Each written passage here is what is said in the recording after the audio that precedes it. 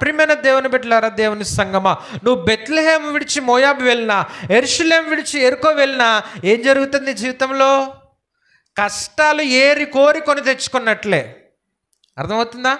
కష్టం ఉందని నువ్వు ప్రభుని విడిచిపెడితే నీ జీవితంలో ఇంకా దుఃఖకరమైన పరిస్థితులు నువ్వు కొని తెచ్చుకుంటావు. కాబట్టి దేవుని విడిచిపెట్టే విషయంలో చాలా జాగ్రత్త. దేవుని విడిచి జీవిస్తూ ఉన్నావేమో, దేవుని వదిలిపెట్టి జీవిస్తూ ఉన్నావేమో, నీ జీవితంలో ఇంకా కష్టాలు పెరుగుతాయి తప్ప తగ్గవు.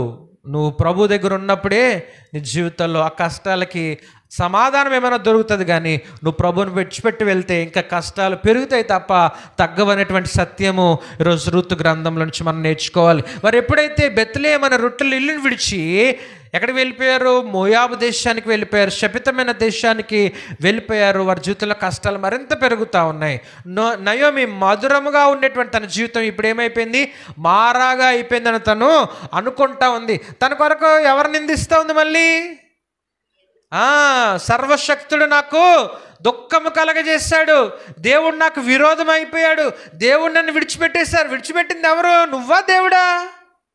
మన జీవితంలో మనం ప్రభుని విడిచిపెట్టేస్తున్నాం. ప్రభు మనల్ని ఎప్పుడు కూడా విడిచిపెట్టడు. కాబట్టి ఈరోజు కష్టం వచ్చిందని దేవుణ్ణి విడిచిపెట్టేవారుగా ఉన్నావా? ఒకసారి నిన్ను నువ్వు పరిశీలన చేసుకోవడానికి ప్రయత్నించే. హెబ్రీయులకు రాసినటువంటి పత్రిక 3వ అధ్యాయము 12వ వచనం చదువుదాం. హెబ్రీయులకు రాసిన పత్రిక 3వ అధ్యాయము 12వ వచనము. సహోదరులారా, జీవము గల దేవుని విడిచిపోవునట్టు విశ్వాసము లేని దుష్ట హృదయం మీలో ఎవని యందైనా ఒకవేళ ఉండునేమో అని జాగ్రత్తగా చూచుకోవాలంట. సంఘమునికి హెచ్చరిస్తున్నాడు అపోస్తలుడైన పౌలు. ఏముందో లేదో చూసుకోవాలి. ఏముంది? జీవము గల దేవుని విడిచిపెట్టేటువంటి దుష్ట హృదయం మీలో ఉందేమో జాగ్రత్తగా చూసుకోండి. ఈరోజు ఉందంటారా లేదంటారా మనుషుల్లో?